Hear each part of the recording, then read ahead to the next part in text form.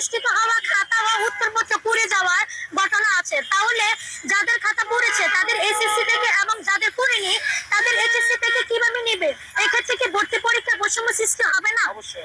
আসসালামু আলাইকুম। এসএসসি পরীক্ষা 2024, যা 2024 সালে এসএসসি পরীক্ষা দিয়েছো, তোমাদের বৈষম্য বিরোধী আন্দোলন করতেছে শিক্ষার্থীরা। এখন তোমাদের এই এসএসসি পরীক্ষা নিয়ে কিছু আড্ড তথ্য রয়েছে। এখন শিক্ষা মন্ত্রণালয় কী করবে? তোমাদের দাবি কি শিক্ষা মন্ত্রণালয় মেনে নেবে? বিস্তারিত আমি তোমাদেরকে জানাচ্ছি।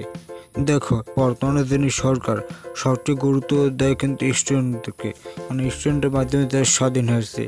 এখন ভাইয়া তোমাদের কি দাবি মানবে?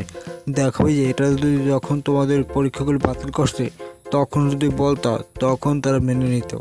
এখন মনে হচ্ছে কখনোই মেনে নেবে না, কারণ তারা অলরেডি রেজাল্ট প্রস্তুত করে ফেলছে। 15 তারিখ তোমাদের রেজাল্টটা প্রকাশ করবে, 15 তারিখের পরে। অতএব এখন কোনো লাভ হবে না, যতই আন্দোলন করো এখন শিক্ষা বোর্ড মেনে নেবে না।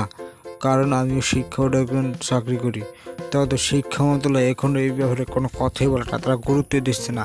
আমরা রেজাল্টটা তৈরি করে ফেলছি অনেক আগেই।